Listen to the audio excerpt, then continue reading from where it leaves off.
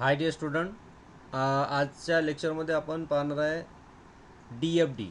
DFD म्हणजे काय होते? Data flow diagram. Data flow diagram. आता हा जो आपला कॉन्सेप्ट आहे, हा आपला सॉफ्टवेअर इंजिनिअरिंगचा कॉन्सेप्ट आहे. Software engineering. आता सॉफ्टवेअर इंजिनिअरिंगमध्ये आपण आपला जो युनिट चालू आहे तो युनिट नंबर 3 चालू आहे. ठीक आहे. युनिट नंबर 3चा जो रिमेनिंग पोर्शन होता तो आपण स्टार्ट केलेला आहे. त्या पोर्शनमध्ये आपण पाहून राहिलो DFD. DFD म्हणजे काय? तर एक्झाममध्ये तुम्हाला जो क्वेश्चन येतो तो अशा प्रकारे क्वेश्चन येतो, एक्सप्लेन DFD विथ एक्झाम्पल. आता DFD म्हणजे डी तर होते डेटा. डेटा म्हणजे कोणताही डेटा म्हणू शकता तुम्ही, कोणत्याही प्रकारचा जो डेटा असते. जशी इन्फॉर्मेशन आपण म्हणू शकतो, जे काही इन्फॉर्मेशन असेल आपल्याकडे, जे इन्फॉर्मेशन असेल त्यालाच आपण डेटा म्हणतो. Data is nothing but the collection of alphabet, ठीक आहे, digit, special symbol. It is nothing but an information. त्याच्यानंतर याचा फ्लो कसा असणार? Flow means direction of one to another, और direction of first to another. ठीक आहे. म्हणजे एकीकडून दुसरीकडे कुठे जातो डेटा, हा डेटा कोणत्या दिशेने जातो याला आपण डायरेक्शन म्हटलेलं आहे. तर डेटा फ्लो आणि इथे दिलेला आहे diagram. Diagram means a pictorial representation of information. म्हणजे कोणती इन्फॉर्मेशन असेल त्याचं काय असेल, पिक्टोरियल रिप्रेझेंटेशन असेल, त्याला आपण डेटा फ्लो डायग्राम म्हणतो. तर फर्स्ट पॉईंट लक्ष द्या, data flow diagram is a graphical representation of how data is actually flowing with in the system. Data flow diagram हे ग्राफिकल रिप्रेझेंटेशन आहे. ॲक्च्युअली डेटा जो सिस्टीममध्ये फ्लो होतो तो कसा होतो. आता सिस्टीममध्ये फ्लो होतो कसा होतो, जसं फॉर एक्झाम्पल आता तुम्हाला जर म्हटलं मी की मला DFD दाखवा कीबोर्डची मी म्हटलं की कीबोर्डची DFची डेटा फ्लो डायग्राम काढायची आहे. तर डेटा फ्लो डायग्राम आपण कसा फाइंड आउट करणार? तर आपण म्हणणार की हा एक कीबोर्ड आहे. ठीक आहे. इथे लिहिणार कीबोर्ड आणि कीबोर्डला लिहिणार की हे काय इनपुट आहे. आता ओनली कीबोर्ड लिहिल्यानुसार होणार का? नाही. कीबोर्ड हा कोणाचं इनपुट आहे? तर कीबोर्ड आहे CPUचं. आणि मी ते डायरेक्शन पण दाखवणार. कीबोर्ड कोणाचं इनपुट आहे? CPUचं. मग CPU आणि कीबोर्ड याच्यामध्ये काम झाल्यानंतर युजरला कसं दिसणार? तर युजरला दिसण्यासाठी त्याला काय लागणार? मॉनिटर. काय लागणार? मॉनिटर. तर अशा प्रकारे तुमचा हा डेटा, अशा प्रकारे डेटा फ्लो होत आहे ना. डेटा तुम्ही इनपुट टाईप करून राहिले, इथं डेटा काय केला? टाईप केला. डेटा टाईप केल्यानंतर हा CPUमध्ये डेटा गेला. CPUमध्ये डेटा गेल्यानंतर हा डेटा मॉनिटरवरती डिस्प्ले झाला. This is nothing but a data flow diagram. Data flow diagram through the keyboard. ठीक आहे. असे वेगवेगळ्यासाठी आपण डेटा फ्लो डायग्राम काढू शकतो. जसं की हॉस्पिटल मॅनेजमेंट सिस्टीम.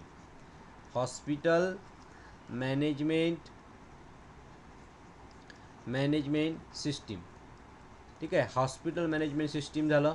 ठीक आहे. हॉटेल मॅनेजमेंट सिस्टीम झालं. Railway reservation. प्रत्येकाचा डेटा कशा प्रकारे सिस्टमॅटिकली फ्लो होतो त्याची डायग्राम म्हणजे data flow diagram.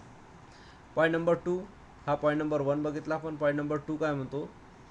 It gives a clear idea about which a module require what data as a input and what will be the output of the model. जसं आपण प्रोग्राममध्ये पाहतो, प्रोग्राममध्ये काय असते? अल्गोरिदम असते आणि दुसरा एक असते फ्लो चार्ट. बस फ्लो चार्ट म्हणजेच होते DFD. डेटा फ्लो डायग्राम म्हणजे फ्लो चार्ट. म्हणजे जसं का आपण एखादा ॲडिशनवाला प्रोग्राम बघतो. काय बघतो? ॲडिशनवाला प्रोग्राम. तर ॲडिशनवाला प्रोग्राममध्ये काय होते की आपण हे सांगतो की इनपुट आहे A आणि B. ठीक आहे. मग आउटपुट काय येईल? सी म्हणजे काय? सम. आणि इनपुट काय? A plus B. इनपुट काय? A plus B. तर अशा प्रकारे तो ॲडिशन इथे तुम्हाला समजून सांगते आणि रिझल्ट पण दाखवते. तर इनपुट आणि आउटपुट हे कशामध्ये असणार? डेटा फ्लो डायग्राममध्ये असणार. Data flow diagram is nothing but the flow chart. Next one, generally DFD has several levels. जेव्हा DFDच्या काही लेवल्स असतात, जसं की 0 लेवल आहे, 1 आहे, 2 आहे, 3 आहे, असे लेवल्स असतात. Higher the level better understanding about the system can achieve. म्हणजे सर्वात हाय लेवल जर असेल तर त्याच्याने तुम्ही बेटर अंडरस्टँडिंग म्हणजे तुम्हाला चांगल्या प्रकारे समजू शकते. पुढचा पॉईंट आहे, next point, first level of DFD is non as context level or level 0. Level 0 किंवा यालाच आपण म्हणतो फर्स्ट लेवल, लेवल 0 किंवा याला काय म्हणतो आपण फर्स्ट लेवल, कॉन्टेक्स्ट लेवल. त्याच्यानंतर which gives overall working of the system. आता जर आपण स्टार्टिंग करून राहिलो तर स्टार्टिंग करत असताना प्रोग्राममध्ये तुम्ही जर असं म्हटलं की इंटिजर टाईपचा एक व्हेरिएबल घेऊन राहिलो आपण आणि एक बी घेऊन राहिलो, तर स्टार्टिंगमध्ये हेच लक्षात आलं की याच्यामध्ये 2 इनपुट आहे, ए आणि बी. ठीक आहे. तर अशा प्रकारे आपण डेटा फ्लो डायग्राममध्ये जेव्हा आपण इनपुट देतो, काय देतो, इनपुट देतो, तर इनपुटच्या वेळेसच आपल्याला लक्षात येते की याच्यामध्ये कोणता कोणता डेटा स्टोअर होता. First level of DFD is non as the context level और 0 level gives the overall working of the system. Next point, level 1 gives the modularization representation, modularized representation of the system containing the primary modules of the system. म्हणजे हे झाली 0 level, नंतर first level, त्याच्यामध्ये काय राहणार, module राहणार. काय राहणार, मॉड्यूल. या केसमध्ये काय राहणार, मॉड्यूल, फर्स्ट आणि मॉड्यूल. 0 लेवलवरती त्याचा इनपुट राहणार, 0 लेवलवरती काय राहणार, input. From level 2 onwards a designer start revisiting each and every module. म्हणजे प्रत्येक मॉड्यूलला काय करणार, रिव्हिजिटिंग काय करणार, व्हिजिट करणार. काय करणार, व्हिजिट करणार प्रत्येक मॉड्यूलला, every module. Go to the depth of analysis of system which contain the smaller function to be perform by a system, perform by a system, perform by every module, perform by every module. Okay. तर हे point तुम्हाला लिहून घ्यायचे आहे. ठीक आहे, हे point तुम्ही लिहू शकता, नो प्रॉब्लेम. आता हे झालं DFDची एक्सप्लेनेशन. याच्यामध्ये आपण थेअरी पाहिली. काय पाहिली, थेअरी पाहिली. आता याचा एक्झाम्पल पाहू आपण. लक्ष द्या, पुढचं आपण याचा एक्झाम्पल पाहू. डायग्राम अशी तुम्हाला ड्रॉ करावं लागते. या डायग्राममध्ये काय काय दिलेलं आहे समजून घ्या. हे एक्झाम्पल आहे, या एक्झाम्पलमध्ये काय काय ड्रॉ केलेलं आहे समजून घ्या. सगळ्यात पहिले तर जो मेन आहे तो आहे safe homes software. Safe home software इथे सगळ्यात मिडलमध्ये. आता या सेफ होम सॉफ्टवेअरमध्ये इनपुट आणि आउटपुट बघा कसं होऊन राहिलं. User, command and data. म्हणजे युजर काय करते, याच्यामध्ये कमांड देते किंवा डेटा देते या होम सेफ सॉफ्टवेअरमध्ये. ठीक आहे. आणि इकडे या साईडनं काय आहे, कंट्रोल पॅनल आहे. कंट्रोल पॅनल म्हणजे जसं समजा की या साईडनं बटन्स असू शकतात, ठीक आहे, किंवा कीबोर्ड असू शकते किंवा माऊस असू शकते. कंट्रोल पॅनल ज्याला आपण म्हणू शकतो, जिथून आपण याला काय करू शकतो, हँडल करू शकतो. काय करू शकतो, हँडल करू शकतो. तर या साईडनं कंट्रोल पॅनल राहणार, या साईडनं कोणता राहणार, कंट्रोल पॅनल. आणि त्याच्याच खालच्या साईडला म्हणजे नेक्स्ट इनपुट त्याचं राहणार सेन्सर. कारण सेन्सर एक इम्पॉर्टंट आहे. जर समजा आपल्याला काही इनपुट द्यायचं असेल तर आपण सेन्सरने देऊ शकतो. जसं की मोबाईलचा तुम्ही पासवर्ड ओपन करता तर कशाने करता, सेन्सरनी, थंबचा यूज करता आणि सेन्सरचा यूज करता. तर सेन्सर स्टेटस. तर असे 2 इनपुट याच्यामध्ये गेले सेफ होम सॉफ्टवेअरमध्ये. कुठे गेले, सेफ होम सॉफ्टवेअरमध्ये गेले. कंट्रोल पॅनल, सेफ होम सॉफ्टवेअरमध्ये दोन्ही इनपुट गेले, सेन्सर आणि युजर कमांड. आता हे ते इनपुट झालं. मग इनपुट झाल्यानंतर तुम्हाला माहिती आहे सिस्टीममध्ये काय असते, आउटपुट असते. सिस्टीममध्ये काय असते, आउटपुट असते. तर मग सगळ्यात पहिले डिस्प्ले इन्फॉर्मेशनमध्ये काय काय येणार, तर सेफ होम सर्व्हिसच्या नंतर याच्यामध्ये सगळं एक्झिक्यूट डेटा झाल्यानंतर कंट्रोल पॅनल डिस्प्ले. म्हणजे जो काही कंट्रोल पॅनल आहे तो काय होणार, डिस्प्ले होणार. म्हणजे युजरला दिसणार की जसं इथे हा डिस्प्ले होऊन राहिला तसंच कंट्रोल पॅनल जे काही की उठतात त्या की जिथे दिसणार तर डिस्प्ले होणार. त्याच्यानंतर सेकंड केस आहे अलार्म. अलार्म तुम्हाला माहिती आहे, अलार्म म्हणजे काय, हा काहीतरी इंटिमेशन शो करतो. जसं तुम्हाला सकाळी उठायचं असेल तुम्ही अलार्म सेट करतात, त्यावेळेला तो काय करते, ऑडिओ प्ले करते. ठीक आहे. तर सेकंड केसमध्ये काय ते अलार्म येते. त्याच्यानंतर थर्ड आहे टेलिफोन लाईन. थर्ड काय आहे, telephone line. Telephone line, telephone number tones म्हणू शकतो किंवा टेलिफोन म्हणू शकतो. तर अशा प्रकारे हा डेटा फ्लो होत आहे. तर इथे आपण डेटा फ्लो घेतला. तो डेटा फ्लो कशासाठी घेतला, हा जो डेटा आहे तो डेटा फ्लो कशासाठी घेतला आपण, सेफ होम सॉफ्टवेअरसाठी. की आपल्या घराचं सॉफ्टवेअर आपल्या किंवा आपल्या घराला किंवा मोबाईलला कशा प्रकारे सेफ्टी करता येईल, तर त्याच्यासाठी सगळ्यात पहिले युजर कमांड अँड डेटा आपण याच्यामध्ये इनपुट करू. त्याच्यानंतर सेन्सर आपण त्याला लावू. ते झाल्यानंतर आपल्याला कंट्रोल पॅनलमध्ये सगळं काही दिसेल. जसं की आपण जेव्हा कॅमेरा लावतो, कॅमेरा लावल्यानंतर टी व्हीवरती तुम्हाला अशा इमेज पिक्चर दिसत राहतात. हे कंट्रोल पॅनल आहे. त्याच्यानंतर कोणी जर समजा इथे आलं तर काही अलार्म येईल. अलार्म आल्यानंतर आपल्याला कॉल पण डायरेक्टली केला जातो. असे काही सॉफ्टवेअर आहे की तुम्हाला जर कोणी आढळलं तर आपल्याला कॉल आल्यानंतर अलार्म वाजते की तुमच्या घराच्या समोर कोणीतरी आलेलं आहे. ठीक आहे, तर हे तर होमसाठी आपण बघितलं. आता याला थोडंसं ते डिस्क्राईब केलेलं आहे, लक्ष द्या.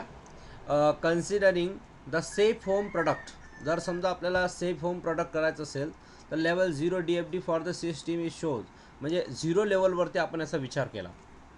The primary external entities boxes produces the information for use by the system and consume information generated by the system, म्हणजे सिस्टीममध्ये जे जे इन्फॉर्मेशन येणार ते सर्व इन्फॉर्मेशन हा काय करते, कलेक्ट करते सॉफ्टवेअर.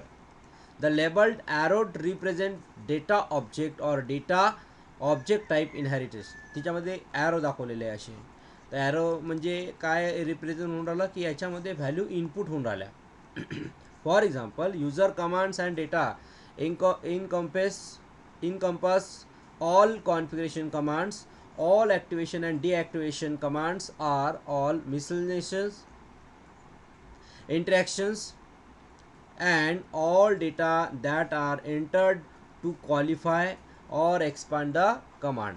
म्हणजे की जो डेटा याच्यामध्ये इनपुट केला जातो तो डेटा इनपुट केल्यानंतर याच्यामध्ये प्रोसेसिंग केला जातो आणि प्रोसेसिंग झाल्यानंतर इथे डिसिजन घेतलं जाते आणि डिसिजन घेतल्यानंतर तो डेटा इकडे काय केला जातं, डिस्प्ले केला जातो. अशा प्रकारचा हा डेटा या ठिकाणी फ्लो होत आहे. हा डेटा इथून याच्यामध्ये चालला, इथून इकडे चालला आणि हा आपल्यापर्यंत पोहोचला. तर याला आपण म्हटलेलं आहे डेटा फ्लो डायग्राम. हा जो क्वेश्चन आहे हा क्वेश्चन आहे 4 मार्क्सचा. ॲक्च्युली हा जो क्वेश्चन किती मार्क्सचा आहे, 4 मार्क्ससाठी हा क्वेश्चन विचारला जातो एक्झाममध्ये. 2 मार्क्सची थेरी आणि डायग्रामला 3 मार्क्सची थेरी आणि डायग्रामला 1 मार्क्स भेटू शकते. किंवा कुठे कुठे असं रिप्रेझेंटेशन होते 2 मार्क्सची थेरी 2 मार्क्सची डायग्राम. 2 आणि 2 असे 4 मार्क्सचा क्वेश्चन एक्झाममध्ये विचारला गेला आहे. Data flow diagram is nothing but the pictorial representation of the system. Pictorial representation of the system.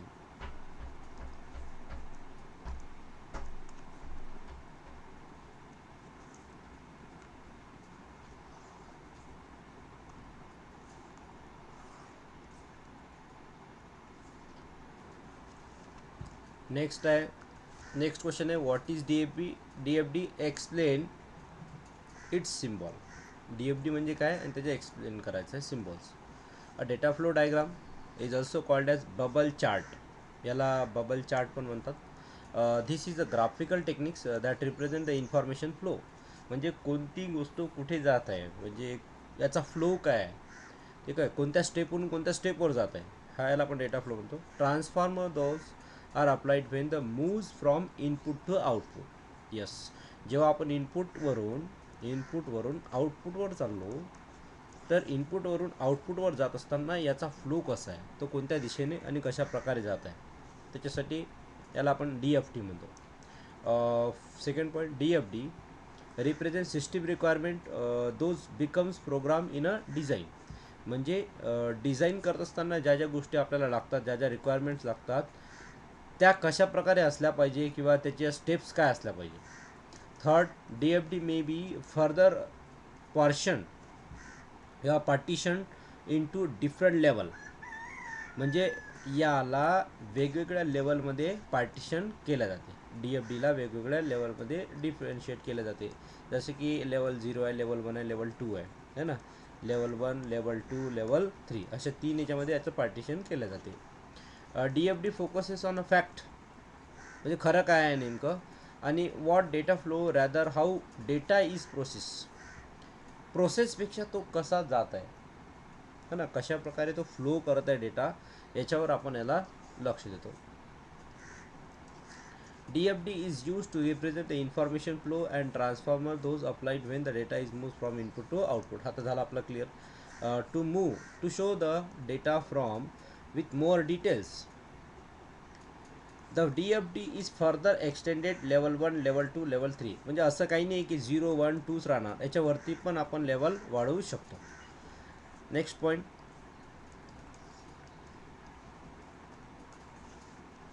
The typical value for DFD is 7. म्हणजे मॅक्सिमम किती लेवल राहू शकतात त्याच्यामध्ये, 7 लेवल राहू शकतात. Any system can be well represented with the details up to the 7th level. म्हणजे पूर्ण detailing जर करायची असेल कोणत्याही सिस्टीमची तर याची लास्ट लेवल किती आहे, 7 लेवलपर्यंत आपण याची डिटेलिंग करू शकतो. The symbols that are used are, याच्यासाठी आता सिम्बॉल यूज करतो. जसं आपण फ्लोचार्ट ड्रॉ करण्यासाठी आपण सिम्बॉल यूज करतो, तसंच याच्यामध्ये पण आपण सिम्बॉल यूज करतो. याला 2 प्रकारे मी सांगितलेले आहे. तुम्ही हे सिम्बॉल पण यूज करू शकता आणि याच्यानंतर मी एक्सप्लेन केलेलं आहे ते पण सिम्बॉलचं तुम्ही यूज करू शकता. जसं की हा आहे सिम्बॉल प्रोसेसिंग. जसं आपण प्रोग्रामिंगमध्ये इथे काय लिहितो, स्टार्ट किंवा स्टॉपसाठी लिहितो है ना.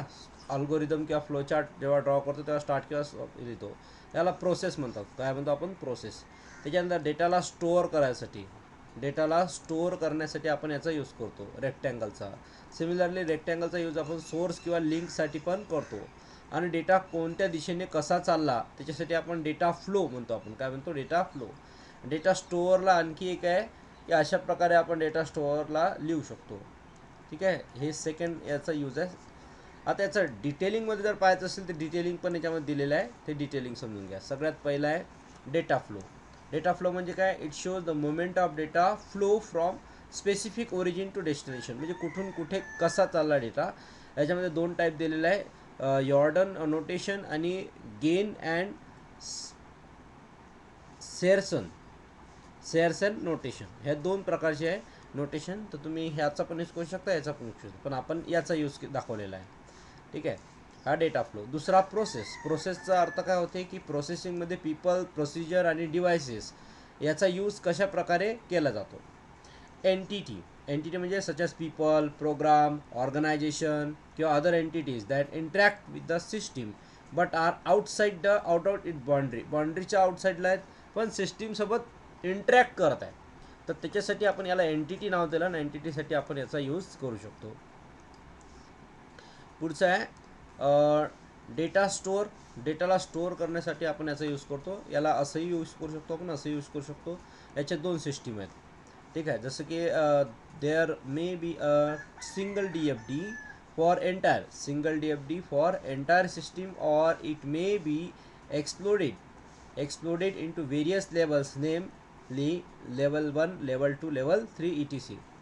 Context diagram contains a single process and it shows a overall view of the system under development. म्हणजे जेव्हा आपण डेव्हलपमेंट प्रोसेस करतो तर डेव्हलपमेंट प्रोसेसमध्ये जर समजा आपल्याला डेटा स्टोअर करायचा असेल तर आपण याचा यूज करू शकतो. तर ओव्हरऑल आपण हे समजून घेतलं की डेटा फ्लो दाखवायचा असेल तर आपण ॲरोचा यूज करतो, प्रोसेस करायचं असेल तर आपण या सर्कलचा यूज करू शकतो, एंटिटी किंवा ऑर्गनायझेशन काही रिप्रेझेंट करायचं असेल, इंटरॅक्शन आहे आउटसाईड बाउंड्रीमधून तर आपण याचा यूज करतो. त्याच्यानंतर डेटाला स्टोअर करायचं असेल कोणत्या लेवलवरती, level 1, level 0, level 1, level 2, level 3, तर असं आपण याच्या थ्रू देऊ शकतो. तर हा झाला क्वेश्चन नंबर 2, ज्याला आपण नोटेशन पण म्हणू शकतो. याला काय म्हणू शकतो, नोटेशन. जसं की इथे सिम्बॉल म्हटलेलं आहे तर सिम्बॉल आपण ड्रॉ करू शकतो किंवा नोटेशन म्हणू शकतो. ओके, तर हा 2 किंवा 4 मार्क्सला एक्झाममध्ये क्वेश्चन येऊ शकते. तर याच्यामध्ये no need to write all the theory about this symbols, only write the dictated points. ठीक आहे, हे जे पॉईंट्स आहे हे जरी लिहिलं तरी चालेल, नो प्रॉब्लेम. आता पुढचा एक क्वेश्चन आहे जो एक्झाममध्ये आला होता, तो क्वेश्चन इथे दिलेला आहे आणि याची डेटा फ्लो डायग्राम काढायची. तर लक्ष द्या इकडे क्वेश्चन काय म्हटलेलं आहे, draw the data flow diagram for MSBT online summer 18 exam form. आता हे काय, एक्झाम फॉर्म भरायचा आहे आणि MSBTचा ऑनलाईन भरायचा आहे form. Filling considering level 0 and 1, 0 आणि 1मध्येच त्याला खतम करायचं आहे. ठीक आहे, तर एक्झाम फॉर्म भरण्यासाठी तुम्ही कशा प्रकारे काय प्रोसेस राहील तेच समजून घ्यायचे आहे. तर सगळ्यात पहिली जी केस आहे ते तर आहे स्टुडंट. पहिलं काय आहे, स्टुडंट. एक्झाम फॉर्म कोण भरते, स्टुडंट. तर हा आला स्टुडंट. स्टुडंटमध्ये आता हा डेटाला स्टुडंटपासून आता 2 प्रकारे जाईल. एक सगळ्यात पहिले जाईल तो एक्झाम रिझल्ट. ठीक आहे, एक्झाम स्टुडंट जाईल एक्झाम ऑनलाईन समर 18 एक्झाम, ठीक आहे, फॉर्म फिलिंग, त्याने काय केलं एक्झाम फॉर्म फिल केला, ठीक आहे. एक्झाम रिझर्वेशन म्हणू शकतो आपण, एक्झामचं रिझर्वेशन करावं लागतं ना, तुम्ही जेव्हा एक्झाम द्यायची असेल त्याच्या अगोदर आपल्याला ऑनलाईन फॉर्म भरावं लागते. तर online summer 18 exam filling, form feeling केलं आपण, तर याला सर्कलमध्ये घेतलं. याला कशामध्ये घेतलं, सर्कलमध्ये घेतलं. स्टुडंटाला, स्टुडंटनी एक्झाम रिझर्व केली, ठीक आहे. तर इथे फॉर्म भरला. फॉर्म भरल्यानंतर याच्या दोन केसेस आहेत, जसं ट्रू फॉल्स असते तसे याचे केसेस आहेत. आता पहिला, तर आता एक्झाम फॉर्म तुम्ही भरला, तर हे एक्झाम फॉर्म MSBTकडे जाईल ना, एक्झाम फॉर्म कुठे जाईल, MSBTकडे जाईल, ॲडमिनकडे जाईल. ॲडमिन इथे दोन प्रकारे असू शकते. MSBT म्हटलं तर मग कॉलेजचा काही कन्सल्ट नाही, पण कॉलेजला जेव्हा मार्क्स टाकायचे असेल तेव्हा कॉलेज याच्या कन्सल्टमध्ये येणार. तर ठीक आहे, तर हा कुठे जाणार, ॲडमिन. एक या साईडनं स्टुडंट, तर या साईडनं कोणाला, ॲडमिन. त्याच्यानंतर इथे येईल एक्झाम शेड्यूल्ड, है ना, इथे काय येईल एक्झाम शेड्यूल. ते एक्झाम पहिले ते एक्झाम येणार आणि हा काय करणार, याला शेड्यूल जाणार, ठीक आहे. आता दुसरा एक प्रोसेस हे झाल्यानंतर दोन, एक रजिस्ट्रेशन करून राहिला हा, एक काय करून राहिला रजिस्ट्रेशन. आता जर समजा यांनी फॉर्म भरला, त्याला एक मेसेज येणार, काय मेसेज येणार की रजिस्ट्रेशन काय झालं, सक्सेसफुल झालं, रजिस्ट्रेशन काय झालं, सक्सेसफुल, असा एक मेसेज येणार. अरे क्वेश्चन काय ते समजून घ्या. Draw the data flow diagram for MSBT online exam form filling considering 0 level 0 and 1 level. तर ही झाली DFD level 0 MSBT online summer 18 exam form. Clear झाला. परत रिपीट करतो मी. स्टुडंट एक्झाम रिझर्वेशन केलं, इथे online summer 18 exam form feeling. त्याच्यानंतर इथे हा ॲडमिनकडे जातो फॉर्म, कारण तुम्ही फॉर्म सबमिट केल्याबरोबर तुम्हाला एक मेसेज पण येऊन जाईल. आणि हे कोण देणार, हे ऑनलाईन एक्झाम फिलिंग फॉर्म भरल्याबरोबर रजिस्ट्रेशन सक्सेसफुल असा मेसेज येऊन जाईल. आणि हा ॲडमिनकडे गेल्यानंतर ॲडमिन मग त्याच्यावरचा शेड्यूल तुम्हाला ऑनलाईन शेड्यूल इथे दाखवून देईल, ठीक आहे. परंतु लगेच होत नाही, त्याला वेळ लागते. हे झालं data flow diagram level 0 for MSBT online summer 18 exam. Clear आहे. त्याच्यानंतर पुढचा आहे रेल्वे रिझर्वेशन सिस्टीम. आता हे तर झालं तुमचं रिझर्वेशन तुम्ही कशासाठी केलं, हे जे आहे हे रिझर्वेशन तुम्ही कोणासाठी केलं, हे रिझर्वेशन केलं तुमच्या एक्झाम फॉर्मसाठी, एक्झाम देण्याकरता. आता आपल्याला पुढची स्टेप पाहायची आहे. हां, क्वेश्चनमध्ये असं म्हटलेलं आहे की त्याने लेवल 0 आणि लेवल 1 म्हटलेलं आहे. तर लेवल 0 तर झाली आपण, लेवल 1 जे आहे ते इथे येईल. ह्या मधातच क्वेश्चन आलेला आहे. तर ह्या लेवल 1 राहिला. तर लेवल 1मध्ये काय होणार, तर स्टुडंट काय करणार, साईन इन करणार. ऑनलाईन एक्झाम आहे ना, ऑनलाईन एक्झामसाठी काय करायला लागेल, त्याला ॲप्लिकेशनमध्ये जायला लागेल, साईन इन करायला लागेल, अप्लाय फॉर एक्झाम. एक्झामसाठी काय करेल, तो अप्लाय करेल. अप्लाय केल्यानंतर एक्झाम डिटेल्स त्याच्याकडे येणार, ठीक आहे. त्याच्यानंतर त्याला काय करावं लागेल, फी पेमेंट करावं लागेल, ठीक आहे. त्यानं रजिस्ट्रेशन केलं, मग त्याच्यानंतर फीज पेमेंट करावं लागेल. मग पेमेंट केल्यानंतर त्याला काय काय भेटणार, रिसिप्ट भेटणार, पेमेंट डिटेल भेटणार. त्याच्यानंतर हॉल तिकीट भेटणार. रिसिप्ट गेल्यानंतर काय भेटणार, हॉल तिकीट. हॉल तिकीटच्या नंतर त्याला जे काही आहे ते त्याचा डेटाबेस काय होणार, अपडेट होणार.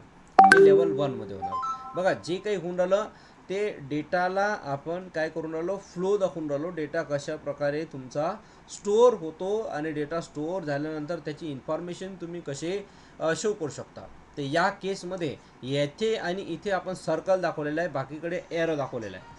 बाकीकडे काय दाखवलेलं आहे, ॲरो दाखवलेला आहे, ठीक आहे. तर इथे स्टुडंट, इथे अप्लाय फॉर एक्झाम, त्याच्यानंतर इथे फी पेमेंट, इथे रिसिप्ट आला, इथे हॉल तिकीट आला, ठीक आहे. त्याच्यानंतर इथे अपडेट डेटाबेस आला, ठीक आहे. आता हे सगळं कुठे आलं, लेवल नंबर 1मध्ये आलं, ठीक आहे. तर याने लेवल 0 आणि लेवल 1मध्ये हे सर्व क्लिअर करून दिलं. आता एक क्वेश्चन घेऊन घेऊ आपण.